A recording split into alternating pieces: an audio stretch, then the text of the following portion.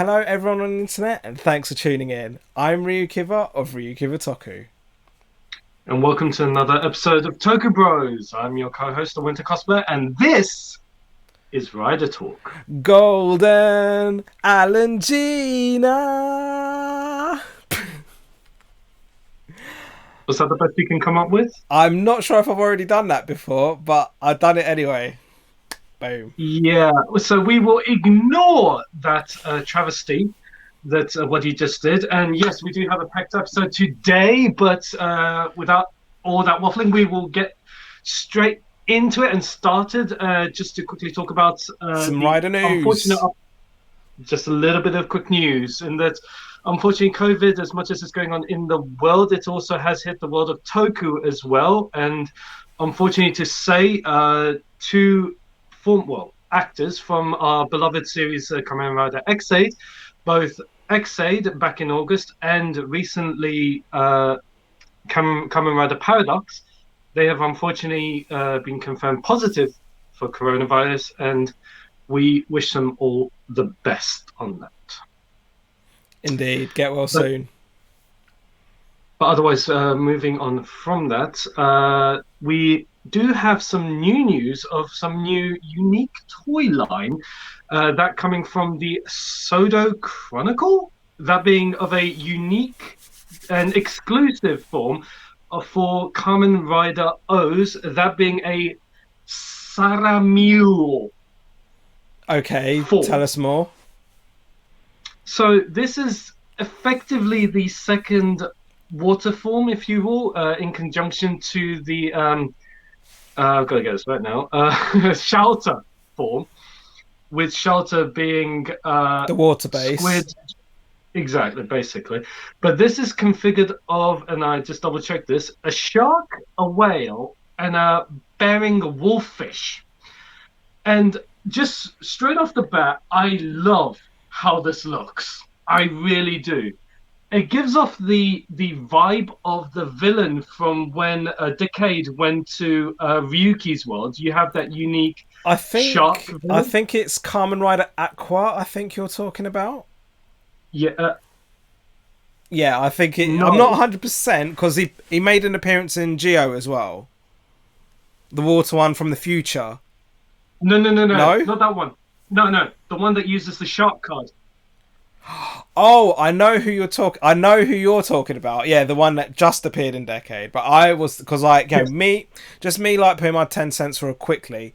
Like I saw, like to me, like with like the fins on the side, it did remind me more of Kamen Rider Aqua, who did appear. I can't remember what series he was based off of, but he has appeared in Decade and Jaou.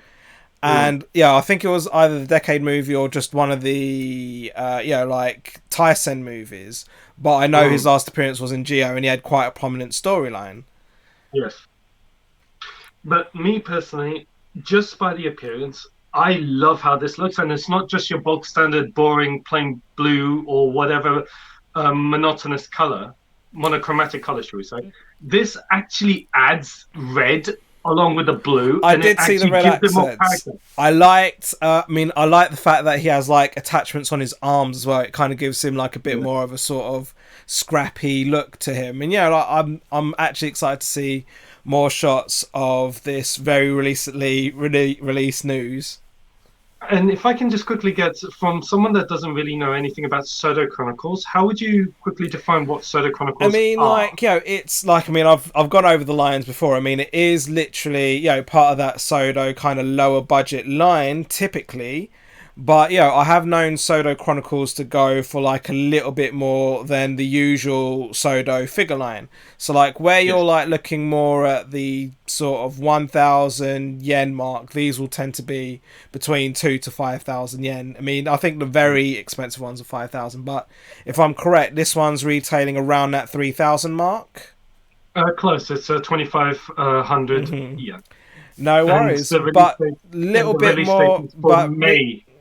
In May, so I will look out for some more images of that. But in the meantime, another set of figures that has been released is of Kamen Rider Blade. So keeping it a little bit retro before we go into current Saber, I will say, looking at the King and Jack forms, we've seen these in SHF we've seen these in the SHF line, and like I think specifically King form, or it might, I mean I could be wrong, but I think it's the King form that they released a version where he had like a broken helmet, which kind of drove everyone absolutely nuts, because I believe they did it for the regular Blade, for Garen, if I'm not mistaken. And again, I think it's like it would either have been King or Jack. So looking at these, I'll be honest, in terms of look, they're not like bringing anything that new to the table. But I think it's more to do with the accessories and like, you've got like sort of effect, these cards that are enlarged and stuff. Yeah. I think that's actually a really good addition to this release. But, I mean, before we move on to Saber merchandise, do you know the price for the Blade form? Yeah, and for I was King going and to Jack. say, with these values, would you? Let's see what you think of these I'll try to values. think. Go on. No, I was going to say, so Kamen Rider Blade Jack form from this is going to be retailed at 5,280 yen, while the Shodo King form is going for cheaper at 3,960 yen, and both are scheduled for April next year. I would say probably that Jack form. I mean, I think that's the one with the extra accessories, which probably tries to justify the price. But I'd probably say that that's kind of where Blade. Like for me, Blade is in my top. It's in my top 10 easily for Rider. So I can actually justify that price mark a little bit, even if for the line that's a bit high end. So let's talk about Saber merchandise. So the one thing that I was excited about a few days ago is where we have shots where we were given the first shots of Dragonic Knight, which is the form that's actually going to appear next week in episode 13. But bearing in mind we got this news kind of tail end of last week, or mid last week rather. We've basically got like a line of like a box set. It's like a box set, if you will, where it's got like Brave Dragon, Crimson Knight, Dragonic Knight. So we got a look at Dragonic Knight both in the preview to 13, but prior to that it was in the scans. So we've got like for me the metallic look kind of really stood out. So I'm just like, whoa, that really hits you. So I'll let you put your 10 cents in a moment, but then as well, the only other one I remember seeing from the Rider Kicks line is of Lion Senki. So again, we've got like the form of the lion. What's that? You're waving your hand. I'm gonna slightly correct you there. It's a King Lion Dai Senki. Lion Senki is his base form. Yeah, but well, again, like the whole line, again, I'm not sure if it's like as a box set or if it's like a sort of transformable figure. But again, we've got our. Again, it comes with like the Wonder Ride combo form, the base form, and sort of the line that he sits on. So so that's those combined. Yeah. So go on, I'll let you chip in rather. Go on. First off, my 2 cents on Draconic Knight. I'm iffy because you go from a third red. With his base form, you then go to Crimson, Crimson Dragon, and then after that you go full on metallic. Like the last time I wouldn't call it full on metallic, but go on. Oh, the last time we had something that silver, prominent silver for me would be either 01 with Metal Cluster Hopper. Or Foza's magnet. No, see, like from what I remember of Dragonic Knight is that I'd probably say like when you look at Metal Cluster Hopper, that was definitely silver with accents of yellow. Whereas here, it's kind of like I'd call the red that's on it just a little bit more of an accent, so it's a little bit more prominent in my opinion. I can't see if I had to pick between this or Daisenki King Lion form. I prefer King Lion. Yeah, I would probably agree because it kind of looks a bit more sleeker. That's just my opinion. I mean, bearing in mind, even before Saber was released, people were like, oh, Kamen Rider Blades looks more like he should have been the main rider. Like, even in terms of look, people, a lot of fans online were saying that about Blades. But, to be fair, I like how experimentative writers get and designers get with Kamen Rider. So I'm all for Brave Dragon. No qualms on that from me personally. So What if do you you think of the? I was going to say, just to quickly add, there's a quick design thing I've noticed on the visor of King Lion Senki form that it looks like it's digital, almost like a Matrix X Well, kind of. I mean, I think there's only a couple of seasons that we get of Kamen Rider where we see inside the helmet through. So I wouldn't know personally. And bearing in mind this is kind of a sort of Knights of the Old Realm kind of series. I doubt it'd be like that. But then again, we've got Bremen No Rock Band knocking about, so I could easily be wrong on that. But do So you if think? you No, go on. just. But do you think? And this is the key thing. Do you think the figure will be able to transform him back from lion That's form to kind of king? what the magazine scans implied, but I'm not too sure. It's kind of like I I'll would say I'm up love in the it. air. It'd be I cool. would It'd be love cool it. because we had that. We had that with the Power Ranger line for Zeo. I do remember that. So it would be good to see Kamen Rider do something like that. That would be amazing. But of course, if you've got Blades as a figure, you'd want to put it on the lion, so it might not necessarily work. So you talk about the Wonder Ride books for us. So, with the starting off with the Draconic Knight Wonder Ride book, it looks more like a slide out book. Okay. As you mentioned, it's very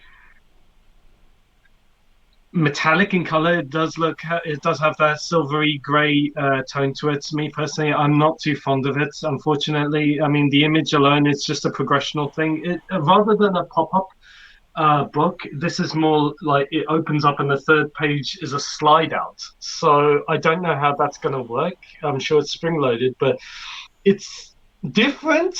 I'm not going to Mhm. deny that.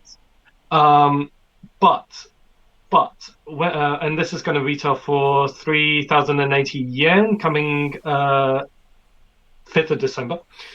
But the interesting one for me is the King Lion Daisenki Wonder Ride book, and it's darker blue as opposed to his current Lion Senki one, and it looks boring.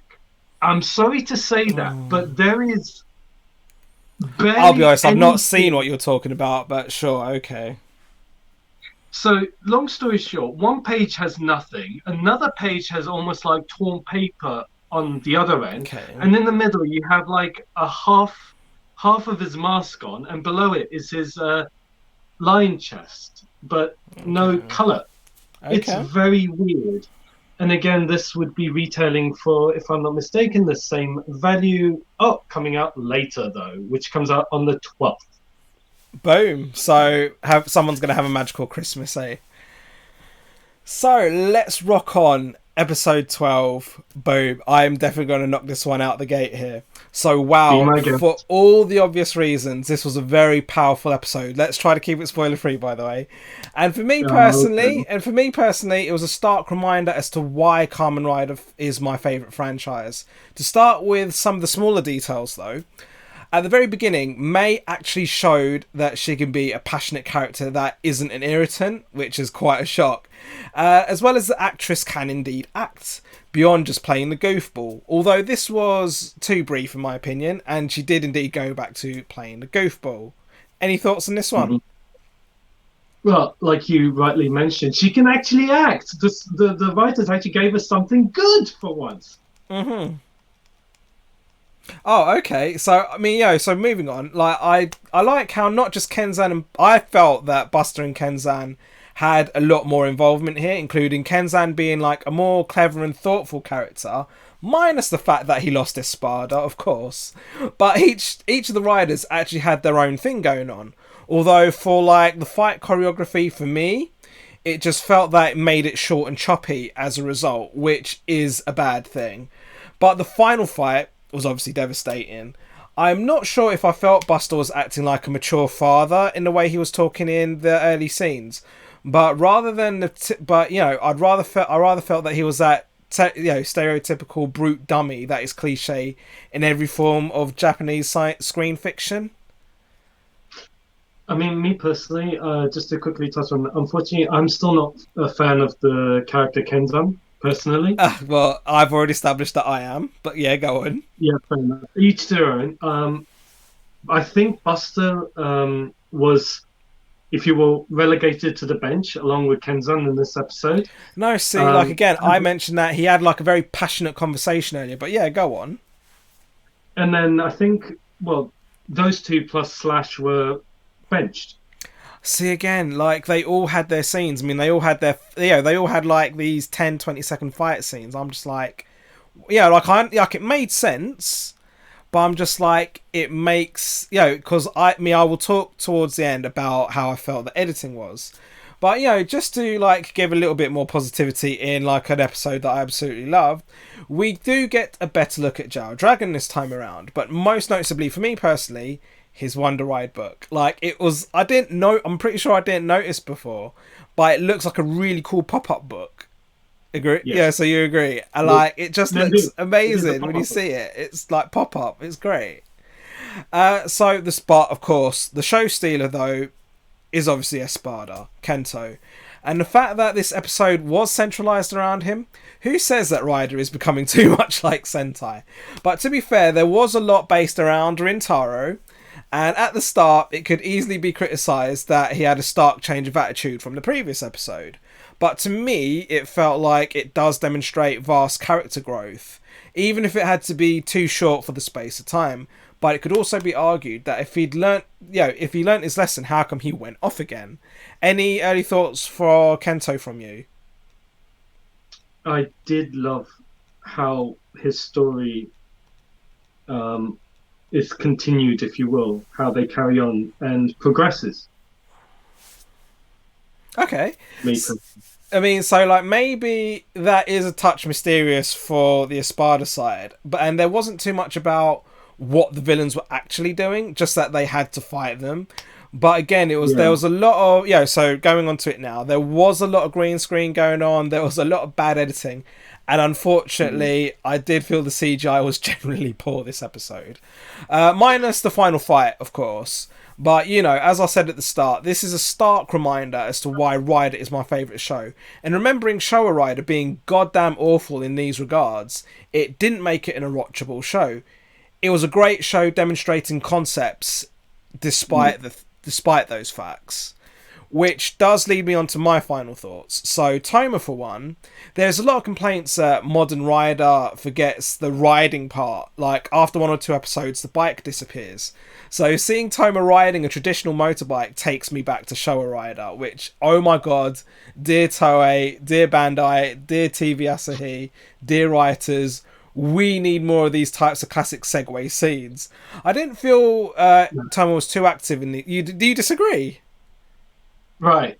One, I'm going to jump in on that and say I disagree because that's an add-on to inconsistency. No. Because he has his own, Drago Speedy. No. Right, okay, go on. I'll let you carry on for the hot minute. Go on.